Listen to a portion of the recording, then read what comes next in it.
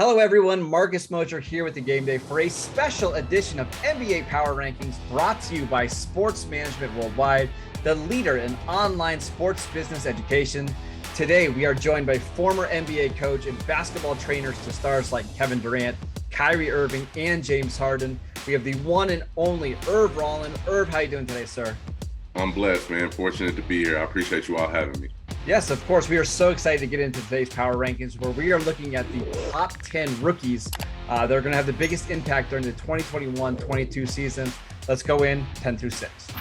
At number 10 is Jonathan Kaminga of the Warriors. Number 9, James Bouknight of the Hornets. Number 8, Chris Duarte of the Pacers. Number 7, Franz Wagner of the Magic. And number 6, Scotty Barnes of the Raptors.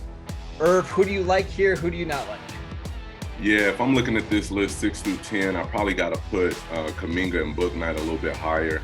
I've been fortunate to know Kaminga for a number of years, and I've always thought he had an NBA-ready game. His style of play, he already has an NBA body, and playing with the G League this past year kind of gave him a little bit more of advantage when it comes to preparation over some of these college players.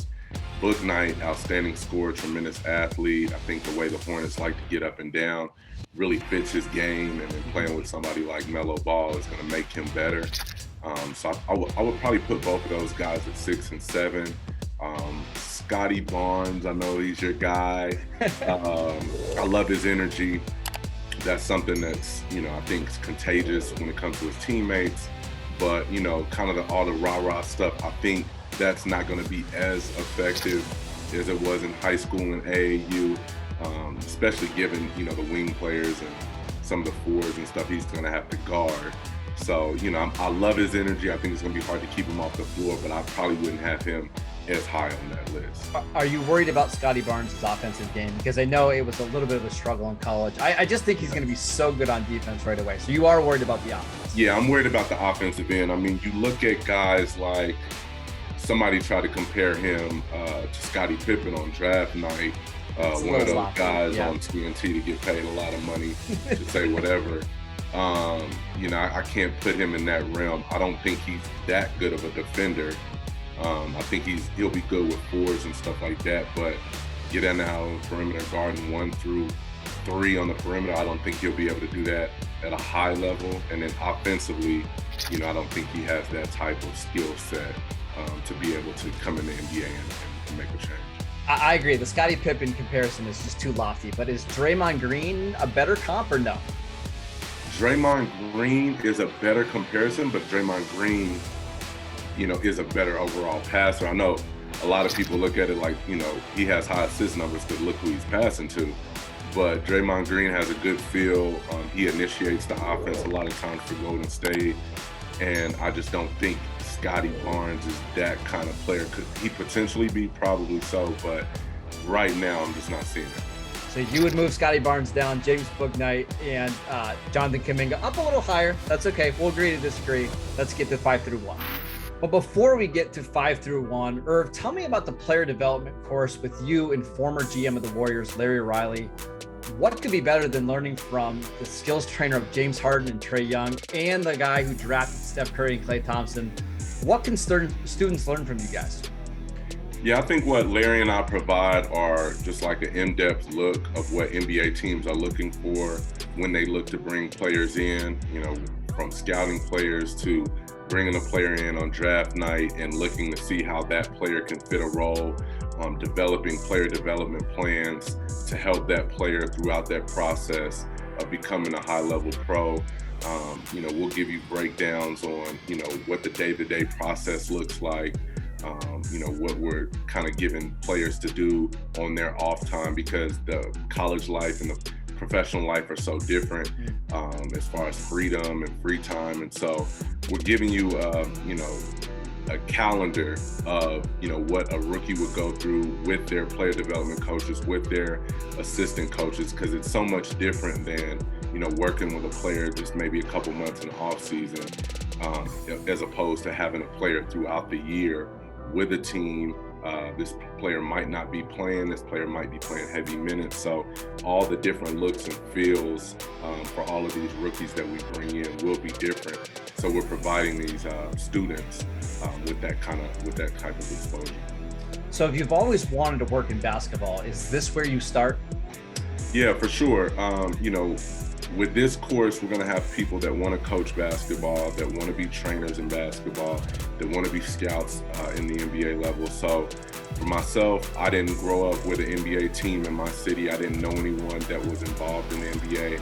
I was fortunate enough to, meet the right people and get my foot in the door. But I'm always getting asked that question, whether it's on DMs, my direct messages, or emails or whatever, people sending me resumes and asking how can they get their foot in the door. So we're going to help you learn how to navigate, learn how to talk to these NBA executives to find opportunities to hopefully get an entry-level position in the NBA. And then once you get there, we're kind of giving you kind of an outlook of what your day-to-day will look like once you get inside an NBA program. So you guys have a massive alumni network. What kind of jobs do you think a student can get after taking this course? Yeah, we've had students going to get entry-level positions as scouts, entry-level positions in basketball operations, and entry-level positions as, trainers, because, when you didn't play in the NBA, you're not just going to be thrown into the fire right away. So, you're going to start at the bottom, but at least you're starting. There's a lot of people that are dying for those opportunities, and the people that take these courses are people that are hungry to work. And so once you kind of get your foot in the door, you're able to navigate through the ranks. And then, we have some people doing some amazing things that came from these courses. That sounds fantastic. Classes start on August 23rd. Now let's get back to the top 5 of our power ranking. At number 5 is Davion Mitchell of the Kings. At number 4, Jalen Suggs of the Magic. Number 3, Jalen Green of the Rockets. Number 2, Evan Mobley of the Cavs. And at number 1, Cade Cunningham of the Pistons. Irv, where am I right? Where am I wrong? I like one. Okay. I keep Cade at 1. I'll probably go Jalen Green at 2. I go Davion Mitchell at 3. Interesting. I'll give Evan Mobley 4. I was gonna say, you hate Evan Mobley then, because I thought about putting him at number 1. Yeah, no, I can't go with putting him in number 1. I would strongly disagree there. But I put Mobley at 4, and then I'd go Suggs at 5. So you really wouldn't disagree with me if I put Evan Mobley at number 1, because I thought about it. I kind of think Mobley might be the best player in this class. You just don't see. If we put Evan Mobley at 1 on this list, I'll probably hang up. Well, listen, you don't see bigs very often that have his touch around the basket. Mm-hmm. Plus, I think he can be a rim protector in the NBA, and I kind of like the fit on that Cavs team. I know they're pretty young with Colin Sexton and Darius Garland and Jarrett Allen, but I just think this is somebody who's going to come in right away and give you, like 17 and 7, and it's hard to find those type of bigs. So why am I wrong? Did you exclude Kevin Love? Well, come on. Wow. Wow. So you don't see though. Evan Mobley being a all-star player 3-4 years down the road? I'm not sold. Yeah, I'm not sold. All right, Irv, tell me what you think about Jalen Suggs, because I debated putting him higher. What kind of impact do you think he's going to have as a rookie? I really like Jalen Suggs' game, but when you look at this roster for the Magic, they already have R.J. Hampton, they already have Cole Anthony, and they already have Markelle Fultz. So you look at Markelle Fultz with obviously something to prove. You look at R.J. Hampton being traded his rookie year, kind of having a chip on his shoulder, and then you come to Cole, who, my eyes, a lot of people's eyes, should have been an all-rookie type performer last year, should have made one of those teams. I watched Cole. I've known Cole for, a couple years now, and, seeing him in the off season with some of these, workouts he's doing, like Cole is really locked in right now. So I expect him to come back with a vengeance. And, I just think it's going to be hard to steal minutes from those guys. And so, I think he'll get in the lineup because they are such a young roster, but just taking the ball from those guys right now, I think is going to be difficult. And can I just mention Davion Mitchell, because it sounds like you like him quite a bit as well. I actually thought about moving him higher on this list. He's so competitive and he's so tough. And I know the Kings have a million guards, but doesn't it just feel like he's going to have an impact right away? Yeah, some of my favorite guards like TJ McConnell and guys like that, like I absolutely love.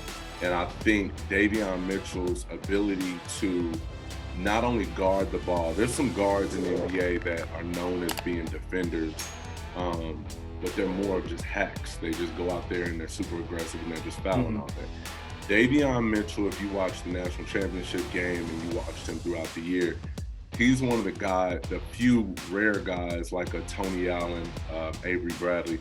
He's actually out there sitting down and guarding guys chest to chest without fouling and being disruptive. Obviously in the NBA, guys are so skilled that, there's going to be just a billion pick and rolls and, he's going to have to battle through that with his size. But I think coming in on the second unit, being disruptive defensively, on top of his ability to score, I think he's going to be a really effective player. I agree. Again, one of my favorite players in this class. Is there anybody else, that I didn't list inside the top 10 that you think needs to be mentioned? Yeah, Jalen Johnson. I think Jalen Johnson is kind of like this kind of unknown because he, quit mid-season and shut it down. But I think with that Atlanta Hawks roster, obviously you have DeAndre Hunter and Cam Reddish who are going to be, fighting for minutes this year, guys that were hurt and stuff like that. But his size, his length, his skill set, I think kind of goes with what they do, gives them a lot of versatility. So if he can break that lineup, I think he's going to be really good there.